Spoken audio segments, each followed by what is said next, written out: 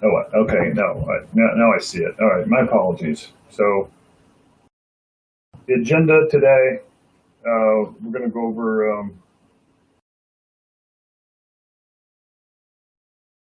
nutrient removal, phosphorus removal, and I'm sorry, now my screen is jumping around. So here's our opening slide. My name is Tom Doherty. I'm with Triple Point Environmental. We're lagoon specialists, and we're seeing a lot of drive across the country for phosphorus treatment at lagoons, heretofore not having to pay attention to that with regards to the lower flows and the bigger point sources were the ones getting regulated.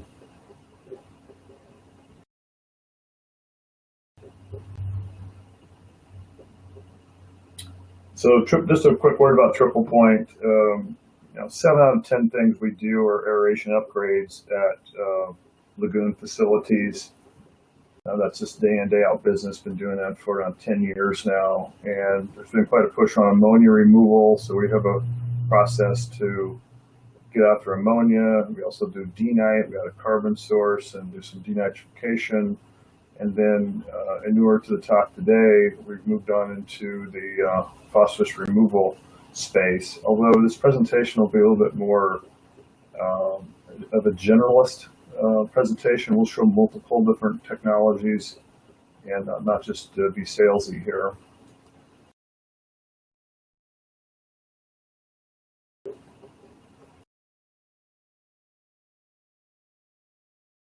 So agenda with the nutrients overview, phosphorus, terminology, measuring basics, types of filters, talk about some chemical dosing, design considerations, Q&A.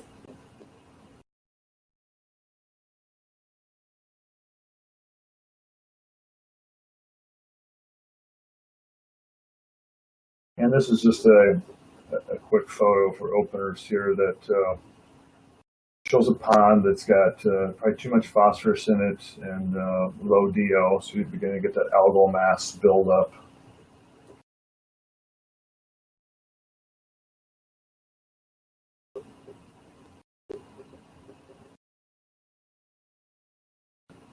So nutrient soup, kind of an overview. I'm going to highlight the phosphorus there, which is the P symbol, but just cover some of these real quick.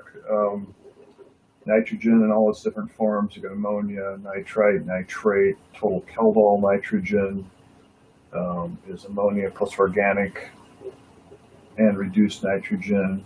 Total nitrogen, which we see a lot in land application permits, and also total inorganic nitrogen in land app permits are made up of the pluses that you see there. Phosphorus we're going to focus on this session, but potassium is also a nutrient that you see through wastewater treatment plants. And coincidentally, if you're using like an ISE instrument to measure ammonia, you have to have potassium compensation to get an accurate reading here or there, but you don't see a lot of potassium in permits. And then the final point here is in the last 10 years, there's been many efforts to recover nutrients, such as struvite formation, other methods, get it manifested in the solids, recover it, and reuse it for fertilizer.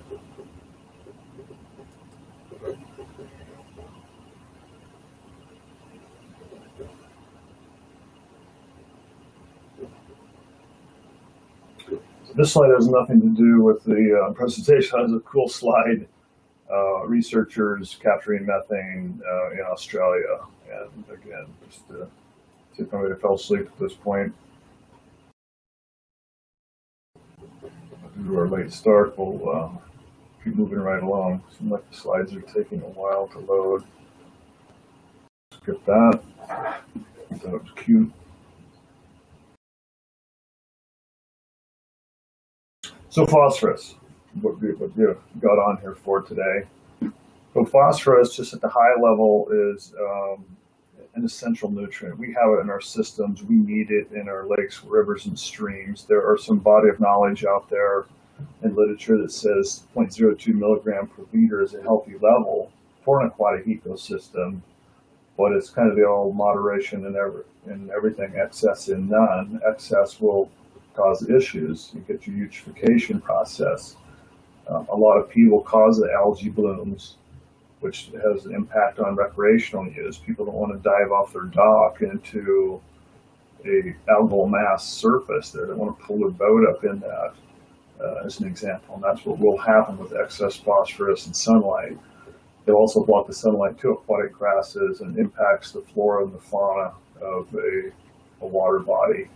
Then what happens is the algae dies. This is basically the last bullet there is the eutrophication process. Algae die, microbes metabolize it, using up all the DO in the water, and then the DO will kill fish, crabs, aquatic biota. So I think it's well known that a DO level of 5 and up is supportive of your trophy species of fish.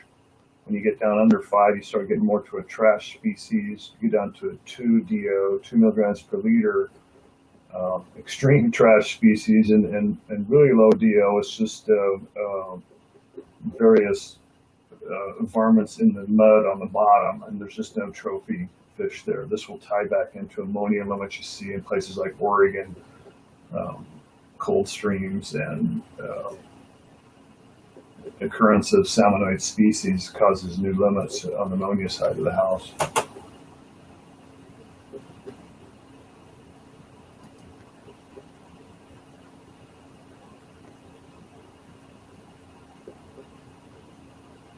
So again, removal challenges. Permit levels are being lowered nationwide. We see real low stuff in Wisconsin. We see in Utah. And again, I'm mostly going to speak from a lagoon perspective, but some of this is generalist, just as a qualifier. Utah's seeing 1 milligram per liter in a lot of their lagoon systems that heretofore did not have a limit, or were a small enough flow that they were considered insignificant, but that's changing a little bit. We're going to see it in future cycles. Usually every 5 years, permits are reviewed, discharge permits, MPDS permits, and you're going to see the other nutrients be added in there, ammonia, phosphorus, etc. Treatment of low levels can be expensive. We haven't seen uber low levels in lagoon space, and when I mean that, I'm talking about less than 1 milligram per liter. We haven't seen that too much. I know there are some out there in Wisconsin, but as an example, but we haven't seen a lot underneath the 1 as far as lagoon space is. And then the final bullet here, I think it's important that multivariate processes may be the key to meeting permit limits. There is not just a nice tertiary bowl on the tail end and meet a limit. A lot of times you're beating at it across the continuum.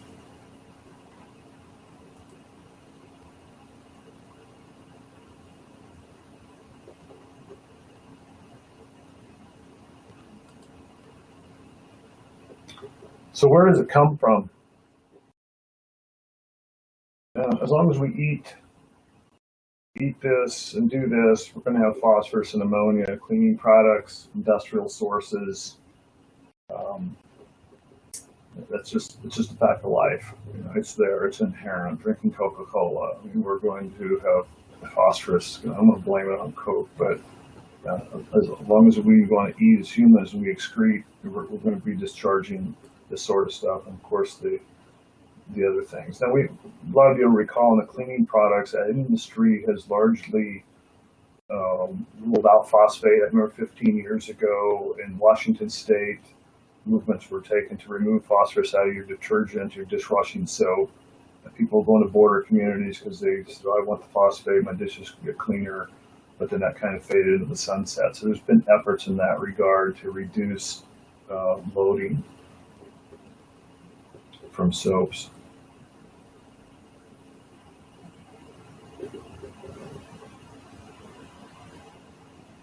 So other sources of P, and this is pretty important, agricultural runoff, pasture and cropland, atmospheric deposition, stream banks, urban and rural runoff. That's literally could be or in my yard that we put fertilizer on, seepage from septic. And the Minnesota Pollution Control Agency says in their state, about 2/3 is non-point source. I would theorize that might be representative, but that is Minnesota specific. And that becomes really interesting when there has been some challenges to to permitting for some of the really low level stuff, like under 100 micrograms in Boise, Idaho area. If you Google Dixie Drain or go to YouTube and Google Dixie Drain, you'll see a very cool video.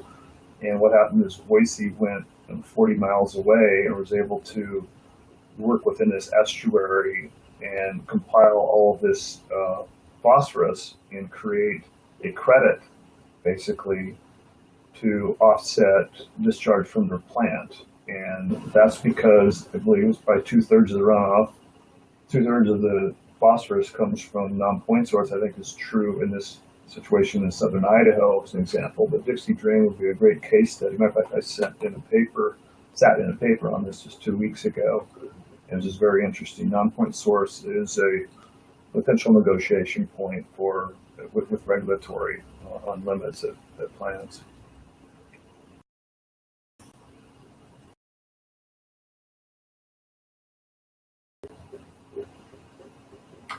So this terminology, and this is kind of more, I would say, street terminology. I'm not going to show all the phosphorus species here, but the highlighted ones are the ones that are really going to make a difference to tertiary treatment and to permitting and to what regulatory precedent permits by and large.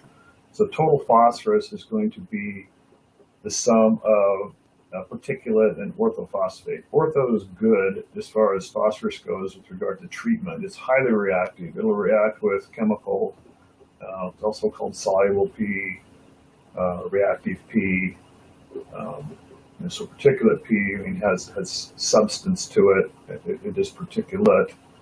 You can have calcium phosphate. You see a little bit of that. I've seen some arguments by some dischargers that say we've got calcium phosphate, which is not bioavailable. If you think about a dairy, when you're a kid, you're told to drink your milk for your strong teeth and bones, and there's a lot of calcium in it, but they're saying it's non-reactive, and it's equivalent of throwing a bone in the water. And that's a fair argument to not have that count against you is a limit. On the other hand, the regulators are saying, well, will that release long term? Maybe I throw that bone in the water and it doesn't release now or tomorrow or next week or next month, but maybe it releases next year or in 2 years or 5 years. So that's an interesting side conversation that's going on. PO4 is generally phosphate. For practical purposes, we can interchange phosphorus and phosphate. If you're going to go and do an academic paper, you're going to drill down on the specific differences, but it's interchanged, at least on the street level, and then that's not an issue. There's another spelling, phosphorus, OUS, and just means relating to P. You have organic, inorganic forms, and finally, phosphorus P is in the periodic table. It is an element. It's an elemental metal. In its purest form, it's actually toxic.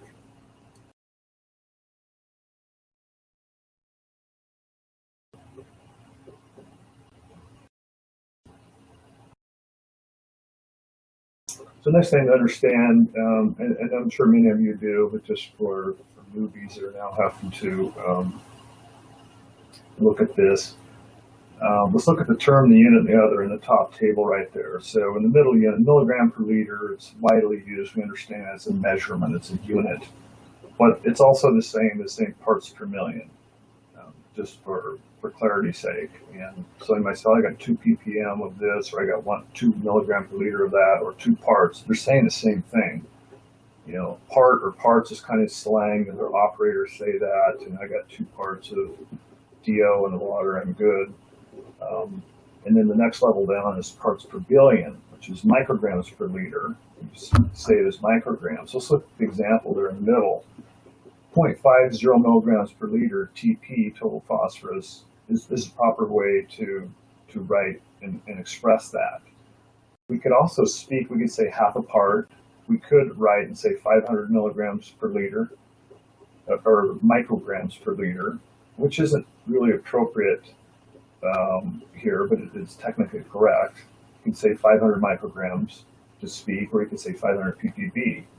We really don't see the ppb and the micrograms spoken until it's under 100 micrograms, which would be 0.100, just as a practical example. So looking down at something under 100, 0.050 milligrams per liter TP can be expressed as 50 micrograms per liter. That's how you would write it. That's just a U. It's not the symbol for micro. Should have put that in there. You can say 50 micrograms, or you can say 50 parts per billion. If I didn't confuse it any more.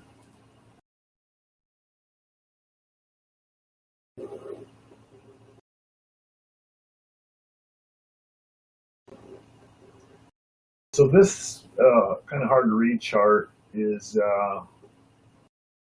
actually from a Utah regulatory, from an NPDES or NPDES discharge permit from Utah. So let's just kind of look this over for a second. BOD 45, 65, maximum monthly. TSS 45, 65. E. coli, total residual chlorine. DO is interesting 5. I'll talk about that more, but let's just go on to the next slide where you can see total phosphorus and orthophosphate down at the bottom.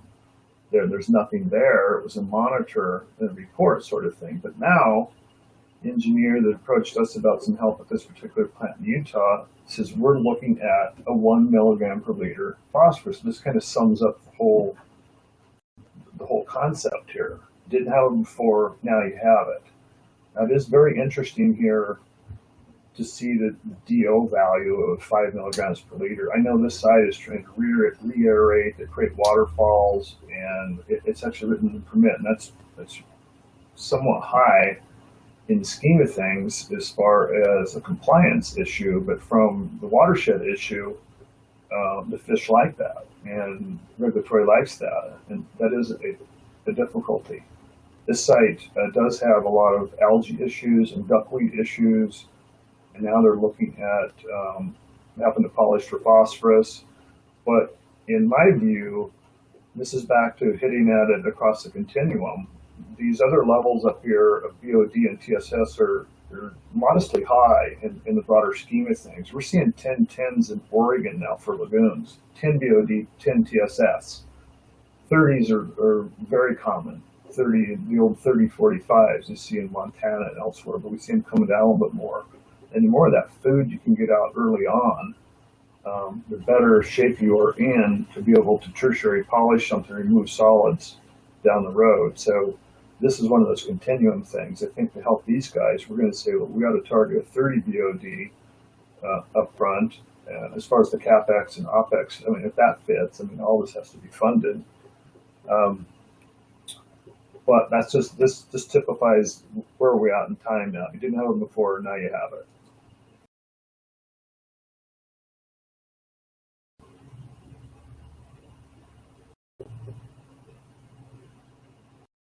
So this picture just represents that folks have been beaten on this. This is Coeur d'Alene, Idaho. It's a Spokane River in the background that goes on in from Idaho into Washington State. They were doing piloting back in June 2006, I mean, for a year, and they continued piloting for years after that, actually, after selecting technologies. And they're not going with some membrane technology, but they are looking at a limit to discharge. This is a treatment filter plant of 50 micrograms. So they're down there very low. That's not typical at all in the lagoon space, but it is a phenomenon.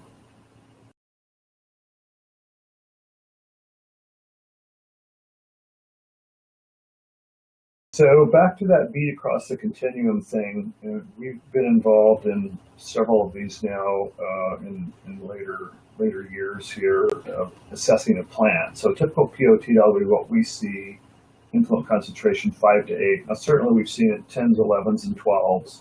We've also seen 4s, and 5s, and 6s, but we've seen a lot of it fall in the 5 to 8. But we have to go do that testing.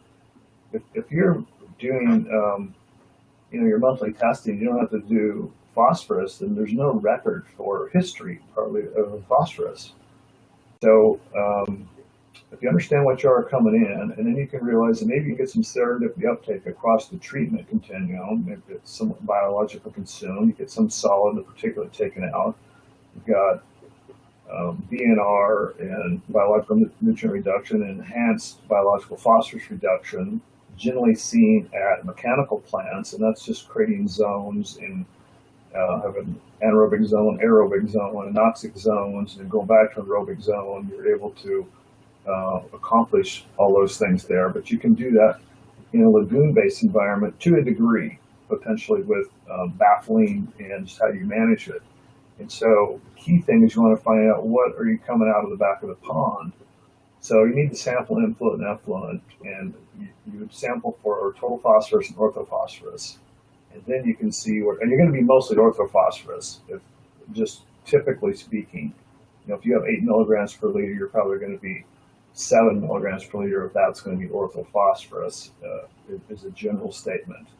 Again, the OP will be highly reactive to chemical dosing. It is something that you can beat on across the continuum. And that next to final bullet, some plants dose in bulk solution to knock down total phosphorus level at the effluent or across the continuum for final polishing. So they're not dealing with 4s and 5s and 6s at the tail end. They're dealing with 1s and 2s, and they're trying to reduce that down to less than 1. Now, case in point for that is this location in Coopersville, Michigan. And this plant in the upper right there are aerated lagoons. They put in triple point aeration system here. And just to back up for a second, the overall plant is 1.4 MGD, as you see on the screen. 400,000 gallons of that is the city, but 1 million gallons of that is the dairy. So they load their 2,500 milligrams per liter BOD, and their total phosphorus influent is 12 to 20 milligrams per liter. And the effluent, they were looking for 30 milligrams per liter BOD and 1 milligram per liter total phosphorus for at least half the year. They discharge under NPDES permit for half the year, and the other half they irrigate corn, which is fed to the cows, and the cows provide the milk, and they've got a nice little circular economy. And wastewater from the dairy comes in there and ends up going back on the corn and feeds the cows, and so again, nice little circular economy there. But they dose, their headworks is this, there's a street, two roads there to the right. Their headworks is right in the middle of the bank there, just before those two matching square area lagoons. They dose ferric chloride in bulk solution right at the headworks. And their objective is to knock down phosphorus, but also iron-based chemistry is well known as an odor mitigant. So they've got some odors, so they're getting double duty there. Then in the middle there, that white building, there's actually a couple clarifiers in there. This is actually what we call an LRAS plant, Lagoon Return Activated Sludge. So they'll take a RAS and run it back to the front and keep seeding things, but they hit also inside that clarifier another shot of, with no filtration particularly, they're just suspending, they're wanting to react with the soluble phosphorus and settle it. And then they have, I don't know the exact back and forth scheme of the balance. I have toured the site. And then stage left, lower left, is they hit it again at tertiary before it goes out. And so they're able to actually, across the continuum, meet this 1 milligram per liter limit for a portion of the year.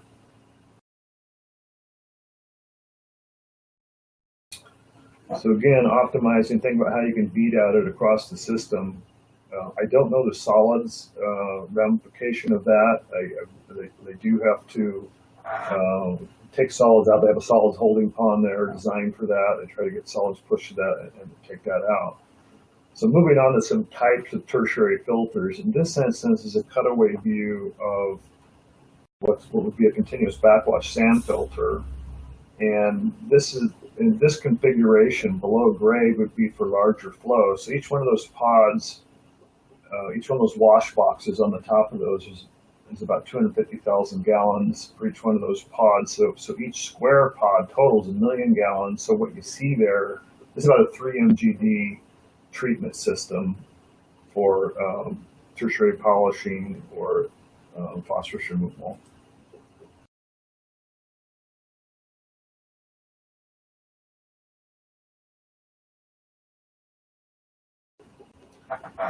So this next view is also a continuous backwash sand filter, but more apt to be seen in a smaller flow environment. These units that can be transported on the back of a truck and brought in and set up on site. So again, it's continuous backwash, so there's no stopping. The flow can continue to go. So you've got influent coming in, you've got reject stream going out, and effluent going out. Old school, effective, been around for a long time. A lot of manufacturers have these. You can use any coagulants, including iron-based chemistry, in these. There's no issue with blinding cloth, as the cloth will have a problem with iron. Can be above ground or below, as we just shown. Most of these now have Title 22 approval. Title 22 is a California water reuse standard. It applies to various things from a filter perspective. From a sand filter perspective, this means that you can filter to less than 2 NTU. Fiberglass reinforced plastic construction, you're going to have to pump one way or the other. You have to either lift it to it and use the available head for exit, but it will you will have to pump to it from a design consideration. And then also critical is a reject stream. In most any tertiary polishing, you're going to set aside the waste, you're going to reject stream. So let's say if you were 1 million gallons a day, you got a reject stream of, let's say 10%, that's 100,000 gallons that most often is going to return back towards the front of the plant or front of a lagoon or to a primary area lagoon. But it does have to be something to think about with regard to design considerations. Again, there's hundreds, if not thousands, of these out there around the world, actually. They've been around for decades. And they can be configured in dual pass to get down to a lower phosphorus level. Probably something the Wisconsin folks are going to have to consider if they were to choose a sand filter at a particular site.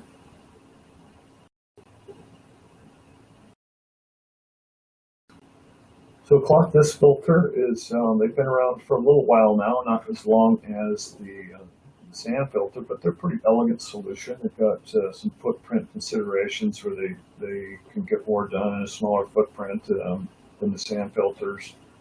The backwash cycling occurs while the unit is running, so you see the round discs there, the cutaway version of those different pods across there. So what will happen, 2 of those discs will stop and go into a backwash cycle, which lasts about 3 minutes, and clean them, and then it'll just stagger on down to the next 2, and depending on how many configuration you have there. So it's also running continuously. As far as a coagulant here, this is going to be alum-based chemistry only. The iron is just shown an affinity to blind these more, and I haven't seen anybody yet that's figured that out to be able to use iron chemistry. These can be in channel or freestanding. They've also got Title 22 acceptance, and again, been around for a little bit.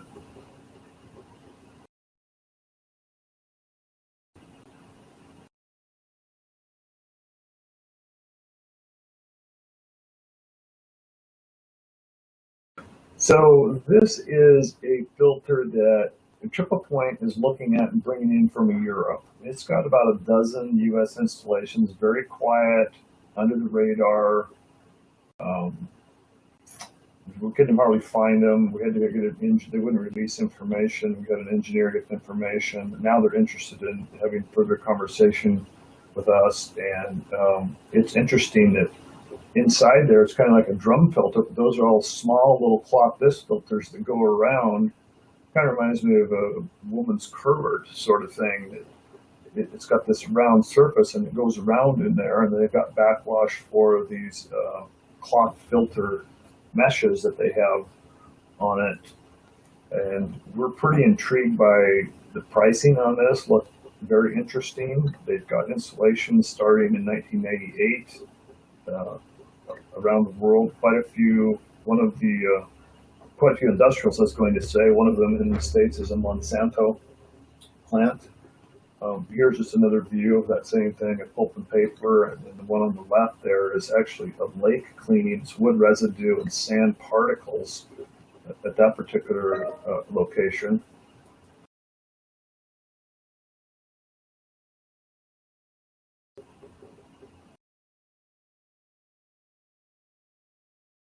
received some data from them. So each one of these line items are, some of them are at the same plant, some are at different plants, and they're just a data point at one place in time. It's not a curve, it's not a trend.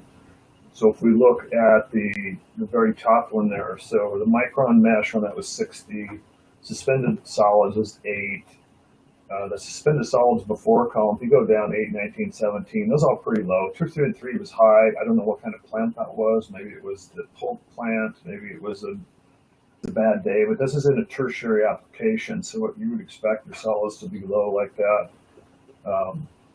So some pretty good reduction there, a little bit of additional solids reduction. And you look at BOD.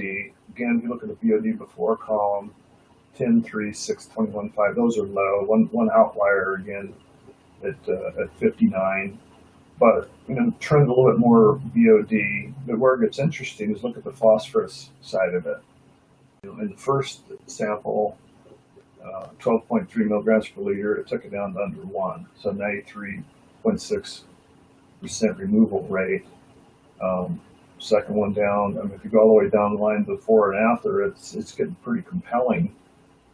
We do not have the information on the coagulant used in this situation, but we are going on a trip to Europe in first of 2018, first quarter, to visit with these guys and talk to them a little bit more about more broadly commercializing this technology in the States for tertiary phosphorus removal particularly.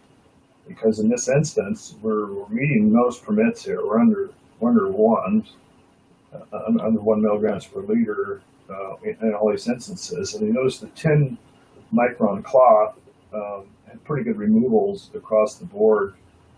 And so we need to understand, does that need more frequent backwash? Does that wear out? What are the other ramifications that goes with that? It certainly looks good. The 40 micron cloth has compelling reductions as well.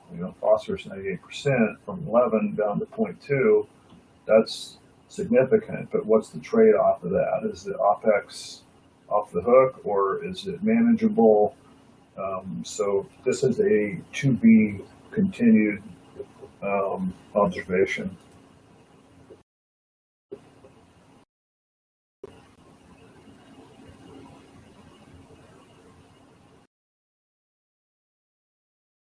We'll just continue with a few other things that are available for tertiary, and then we'll look at some chemical dosing stuff.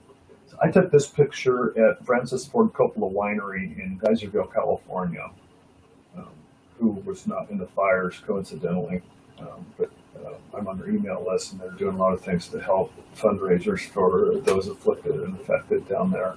But this is an Arcol or Amiad, which have been joined now. It's a manual disc filter, has a cartridge that comes out, and the only thing they're doing here is they're taking their winery processed water and they're just taking some solids out of it before it goes to land app. They're not too concerned about phosphorus, but in the scheme of tertiary, it is there, and they're probably getting some particulate phosphorus removal, although they want the phosphorus for a crop uptake.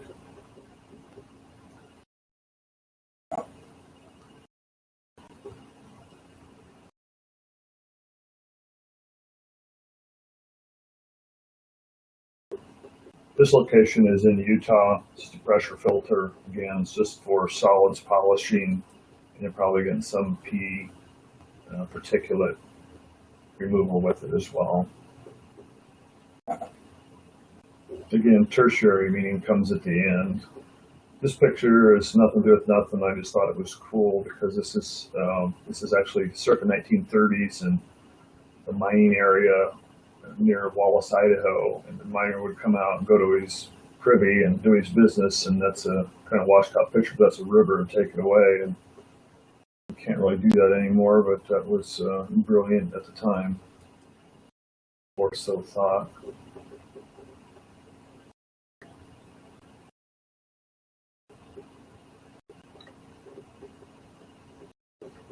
So chemical dosing.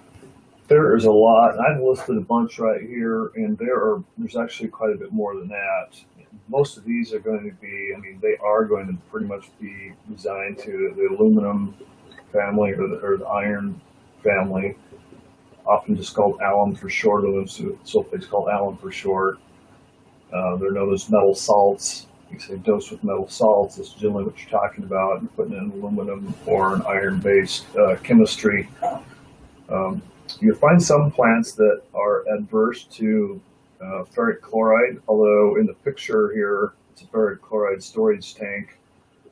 Because if you don't handle it right, it will stain. It'll get on your clothes, it'll turn them orange, and it ain't coming out.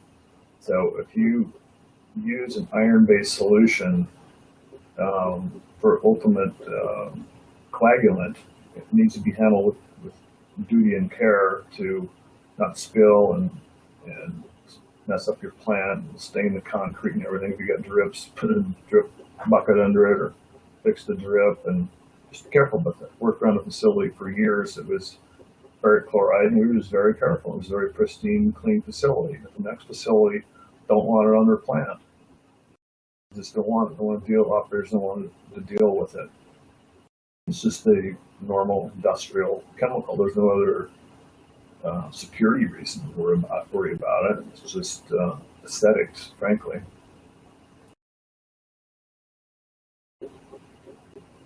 So these various listings here, by the way, you can go to suppliers like Chimera, and they've actually got pull-down menus. That's KEMIRA at their website, where you can choose what is your situation. Is it municipal wastewater? Is it pulp and paper? What are you trying to remove or do? You can choose nutrients, and it'll bring up a laundry list of potential applicable chemicals that they have. And again, my list was limited. So then what? So let's say that you can't necessarily choose the coagulant until you do some testing. And oftentimes a chemical supply company, especially if it's a new client, such as we were talking about the guy in Utah a while ago, if they end up putting in tertiary polishing and they've got to add a coagulant, that's a customer for life for the chemical supply company. So often they will go and take a gangster like this, or it can be done more simply with a few beakers and even stir it with a stir stick. And more or less what they do is a jar test to decide what's the best and how much is the dose. It works kind of like is on the screen here. The effluent is added in different doses to each jar. So maybe in jar one, I've got 2 milligrams per liter as ferric chloride, and 3 milligrams or 4 milligrams. And so, and I'll keep one blank as a control in my sample. And then I set up to stir it moderately, maybe for 30 seconds, and then maybe vigorous for another minute. It's not very long at all. And the specific details of this would be looked up online, or a chemical supply company will counsel on that. Then basically let it settle for 10 or 15 minutes. And you literally look at the supernatant on the top, and you can make, oftentimes this is a visual decision. This one looks best. It's clear, and this one's still foggy. So this one, we rule these out over here, so this one's now in play. Let's say the first time you do a whole suite of aluminum-based coagulants. Maybe there's 2 or 3 that the chemical company says have used, have worked pretty well in your application, and they bring these on site and do, or potentially send samples in, which would have to be cooled and sent with carboy cool cams and all this. But they could do it on site, or some labs can do it themselves on site. Then maybe you go through an iron-based chemistry and do the same thing and make visual decisions, or you can use an NTU test. Go ahead and test the supernatant, see what the NTU value of it is, and the clearest one that's the lowest dose is where you want to go.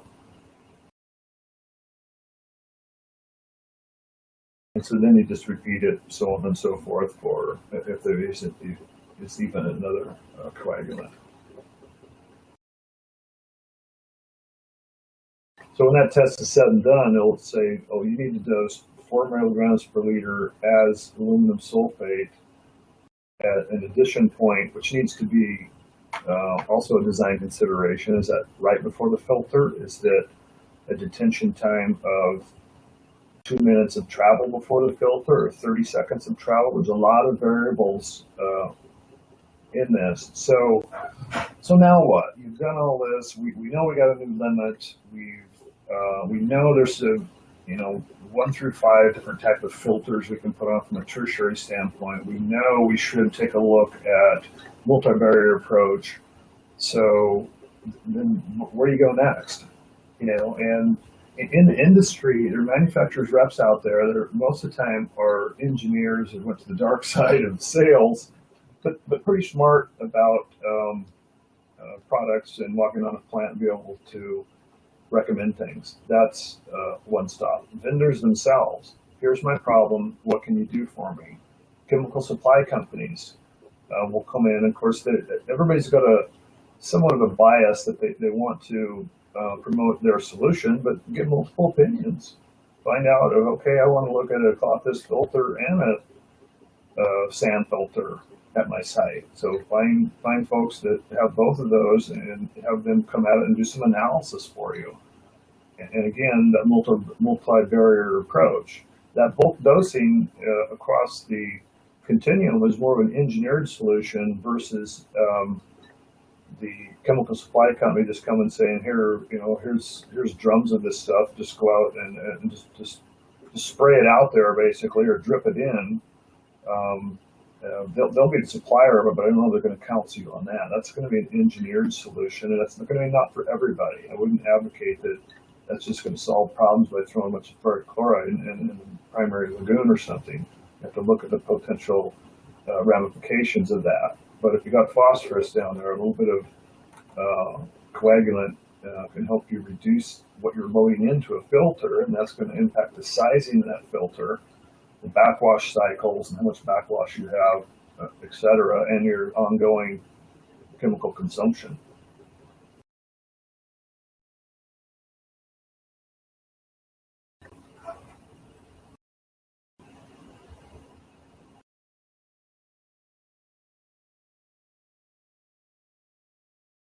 So I want to, next 3 or 4 slides here, and then we've got 5, 6 slides left, I think, is I want to talk about, this is not a phosphorus deal, but it's a situation. It's not a phosphorus removal project, but it is a nutrient removal project for total nitrogen. And it is, it epitomizes the be added across the continuum concept that I've talked about a few times here. So here's the situation. It's a design flow of 150,000 gallons a day. It's a 3-pond system. I have a primary area lagoon. It's a lagoon system, a pond system, as I said. It's got a tapered aeration, which is a common engineered design, primary air and then tapered. And then third cell is polishing cell. There's no air in that. It's a quiescent zone. And from the polishing cell, it discharges to constructed wetlands. In the constructed wetlands, they have a monitoring well for total nitrogen. They don't have a limit yet in Corvallis, Montana, but they are monitoring it. So then they started noticing they're seeing total nitrogen spikes, which were kind of funny because they were looking and they're coming out of their second cell. They were kind of had a static rate, but why would it spike clear outside the plant? They couldn't understand that. Then the exiting polishing cell, the engineer wanted to hold 2 milligrams per liter DO, and it eventually fell to 0. This happened over a continuum of years, frankly. It fell, and it's in Corvallis, Montana. And so they contacted Triple Point about, here's our problem statement, and what we need more DO is what they isolated on was the solution for that. So we met at the site, met with the engineer, and determined that we were going to add some air into their polishing cell to try to get the DO up in that cell. We weren't going to do anything with the initial aerated lagoon or the secondary aerated lagoon.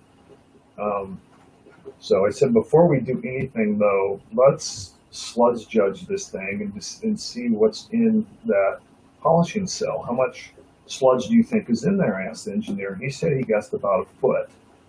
And so they didn't have a sludge judge, so we bought one and sent it up there and went out on a raft and gridded it and took a whole bunch of samples, which is the way to do it. That going back 1 slide, that picture they provided us was they have to take their lagoon down once every 2 years and clean it out. They have no headworks or no nothing. Oftentimes, the best upgrade for a lagoon is to put some headworks in, plastics and various flushable wipes and stuff don't biodegrade.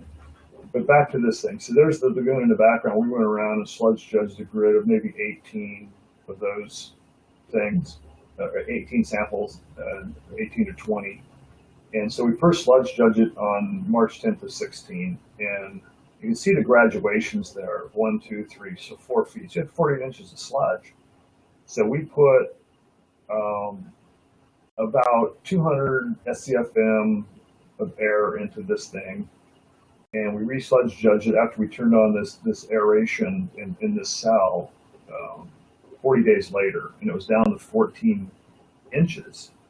And their DO shoots up to 5 milligrams per liter, and which is too high. So now they can time their blowers on and off every 4 hours is what they do to try to hold that 2 milligrams per liter DO. The sludge has been reduced to the 14 inch, and so that got their DO back up. And so we all know that, solids consumes DO, and they just did not have the idea that there was that much solids in that pond, which was causing, we believe, also ventral feedback, which is where he's getting his total nitrogen spikes. And after just putting in this relatively small amount of air to kind of kickstart that cell, and I really think the problem started upstream, and they do want to go back and relook at some more efficient aeration in the first 2 cells, but for now they're doing okay. They've gotten rid of a lot of that solids, which basically off gas were turned into even smaller components to whatever would settle down at 14 inches. We're promoting natural nitrification, system is stable, wetlands are thriving, and so that was a year and a half ago. We were out there getting that done, and they also were able to get a grant for this, as a matter of fact, from the utility. And because when you do an upgrade for a little city, you've got to figure out how to finance it. And this shot on the right picture is a little blower building, a little 10 horsepower blower, a little header out to a manifold. That manifold can individually operate each aerator that's in the pond. One was getting ready to be drug out in that raft that they built. So we retrofit in a wet environment. Flexible weighted air hose gives you lots of latitude to go over undulations and things. You don't have to draw the pond down and put in lateral and this sort of thing. And this was a nice, clean little job that solved the problem. And in another day, you might say, we need to denitrify. We need to remove nitrate at the end because of these spikes, but that wasn't really the case. You had to go upstream and see what was really causing that.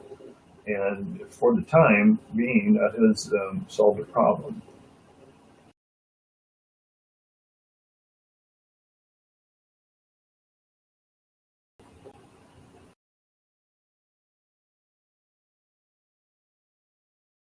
This is an interesting quick slide there, that they bought this shed from Home Depot. They formed their own slab. You can see it to the left there, the header going out to the back before the aerator's been installed.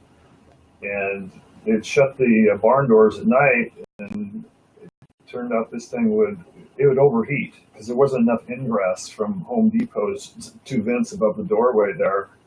Suck all the air out of the room, create an overheat condition, which created an overamp condition, and the system would shut itself down. So within a couple of days, they figured that out. They cut some more vents into their shed there and solved their problem. It's always kind of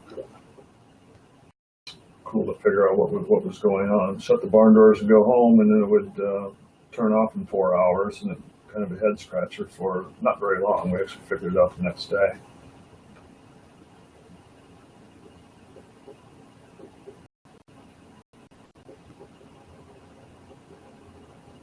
And this next slide is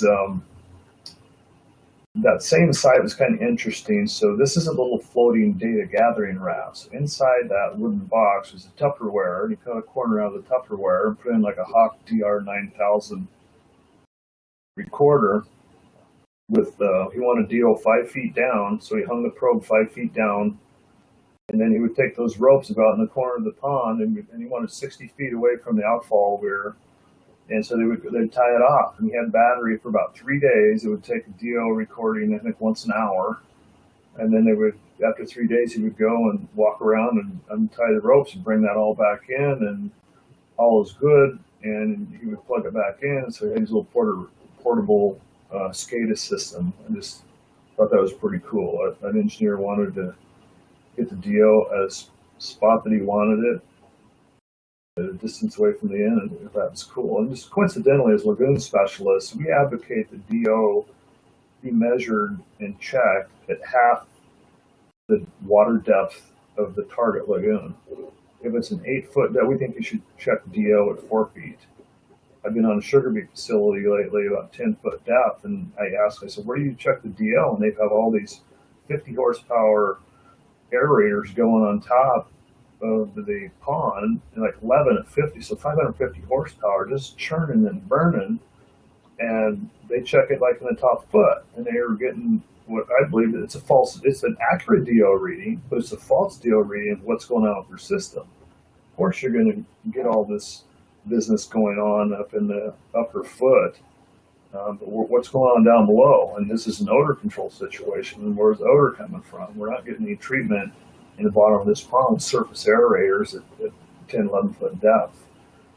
So to kind of wind up on total phosphorus removal recap, a multi-barrier approach. It's kind of like I showed that wetlands deal in Montana. It wasn't for phosphorus, but it was a multi-barrier approach that kind of went upstream and did more source control within the site.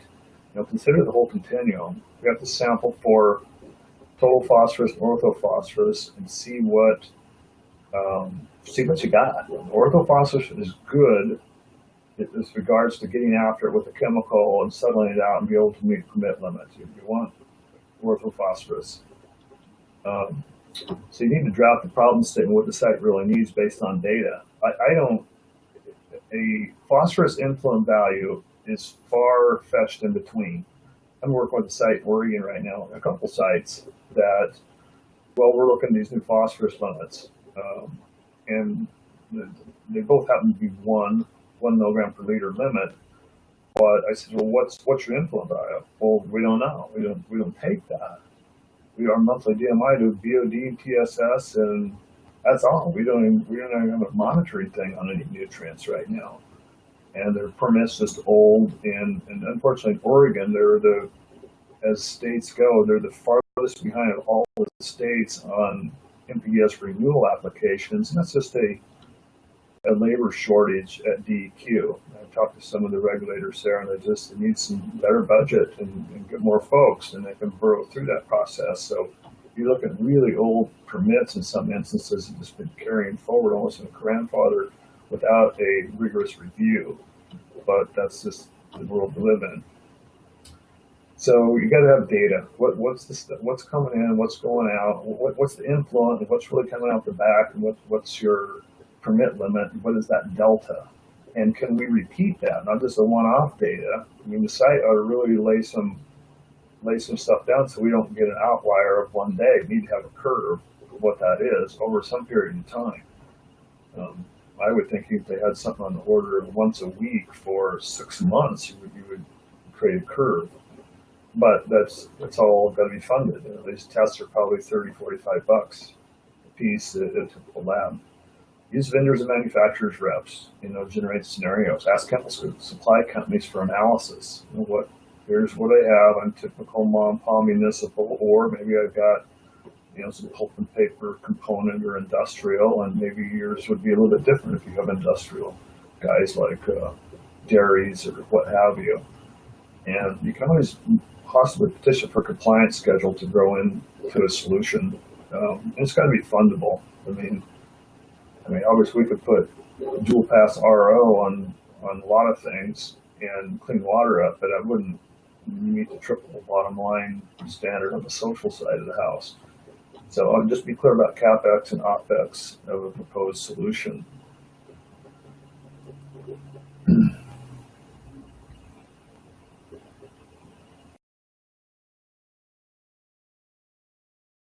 So if there's any questions being generated, we're at the end here, or maybe a couple more slides just to wrap up. But if there's anything, I'll type in the box and send it through. I apologize for the late start and technical difficulties. And again, this is kind of a generalist approach. We're certainly interested in getting our head under the tent on specific issues. This slide here is just that we're moving forward as a small company and incorporating more and more monitoring for small town USA. Heretofore, the big plants, big city, big flow, big pipe, have all the cool SCADA systems, and oftentimes can send it back to your smart device at home or on your phone, in the backyard on the weekend. You can see what's going on at the plant. But we see the prices of this, these things coming down, these instrumentation stuff coming down a little bit more affordable, and starting to make a lot more sense in smaller locations where they're more, I hate to use the term idiot-proof, if you will, but a lot of times I see DO probes that don't get calibrated, and they're not treated with duty and care and taken care of. They're just kind of thrown in the corner, and they work really good the first day when it was factory calibrated or whatever, and then they don't ever get a good reading. But they're getting more dummy-proof where guys like me, I can't mess it up.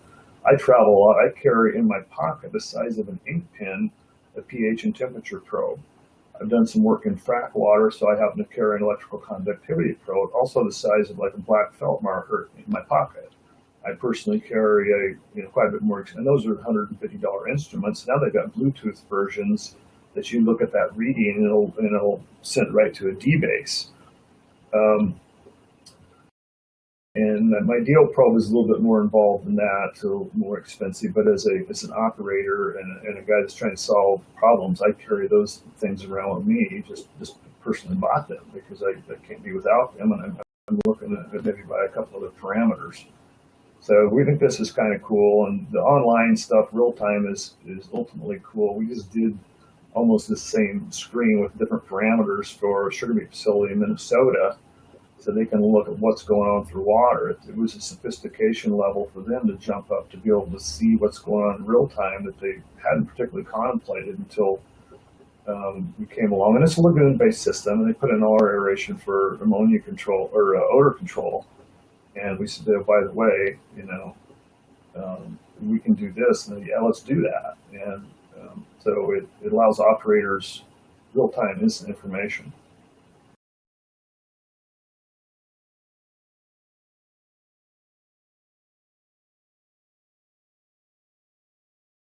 So we got a Lagoons a Better Community thing. If you go online there, we'll send you a hat. But we're really lagoon purists. If you've got a different plant than a lagoon, we probably don't have anything for you. We've got a lot of folks and engineers that have a good wastewater background, but we're staying pretty focused on lagoons.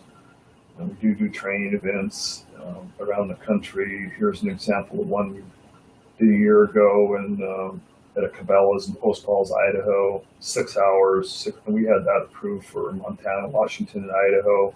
We've done these in the Midwest and all over the place. We actually bring in a gentleman who wrote a book on lagoons, troubleshooting, Steve Harris. He does these for us, so they're a very academic setting. We sponsor it and put it on, so we get some cachet value.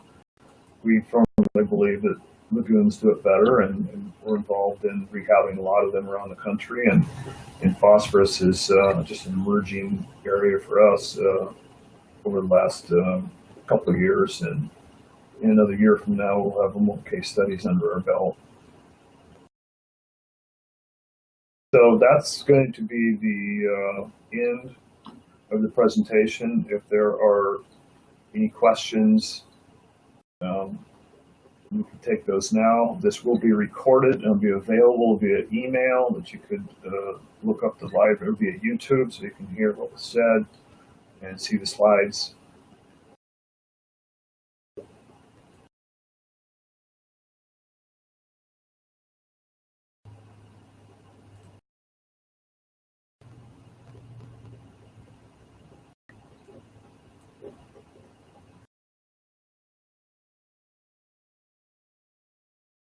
And so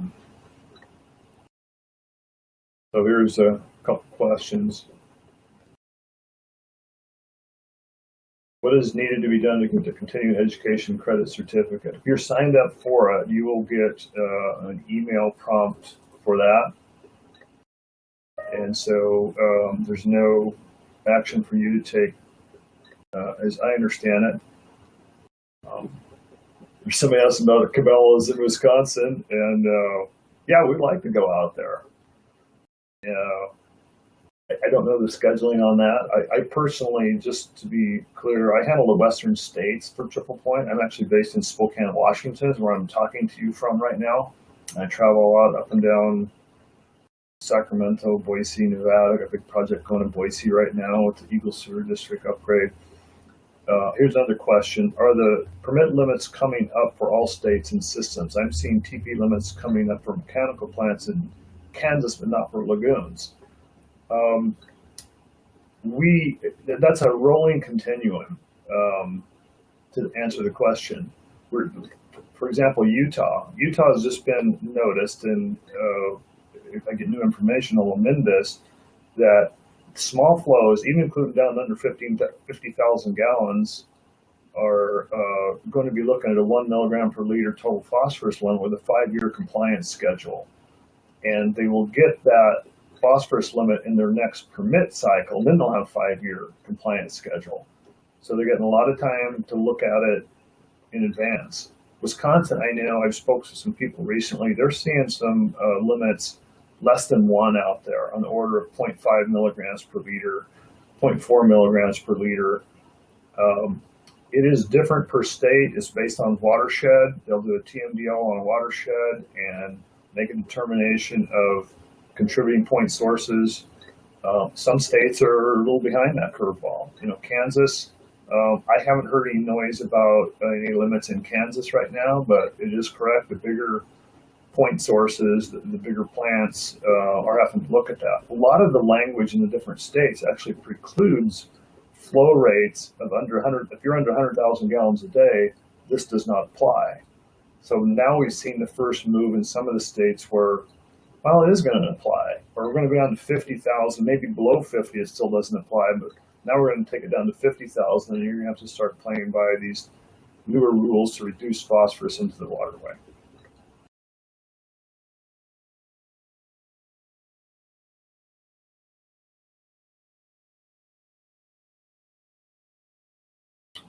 And I think that's the last question.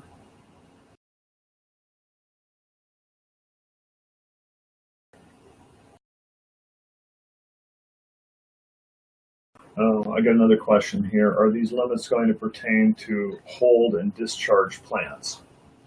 And our understanding is if you go to a waterway and you got an NPDES discharge permit, by law, EPA, those are reviewable every 5 years or updatable. A lot of folks are behind, a lot of jurisdictions are behind getting that done. And a lot of instances, the states have primacy. In some instances, the EPA has primacy. And so it depends on who the primacy organization is in your particular state. But if you go to a waterway that's in a watershed, it's likely it's going to pertain. And if it doesn't now, it's going in the future. So it's certainly be aware of it. Don't think that it's not going to apply. If you're hold and discharge to a land app, then phosphorus is not going to get looked at, but you're going to be looked at for total nitrogen. You're going to end up putting a monitoring well in, and you have to monitor for total nitrogen. Too much nitrogen in the groundwater can get into the drinking water wells, and there's things like Google Blue Baby syndrome. Too much nitrate in the water is not good either. So if you're going on land, it's going to be the nitrogen species. In water, you're going to be looking at phosphorus, if not now, in the future.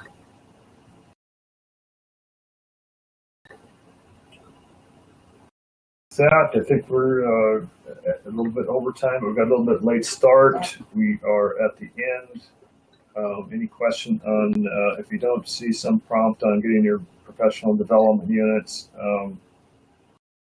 check with, or you'll get an email prompt on that. And one final question come in. Our system is a whole lagoon system with 2 discharge periods each year, the 30 to 45-day discharge periods.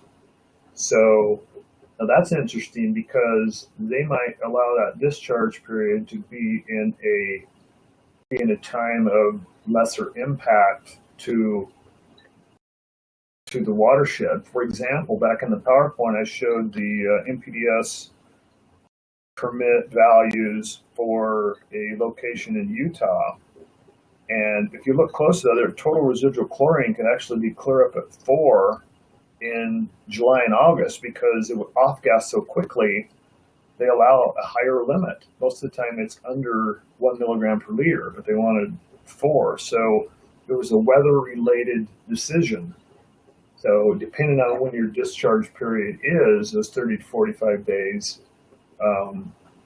it may have de minimis impact and you may not be looked at. But I would have to take a look at the permit of that particular site to advise further.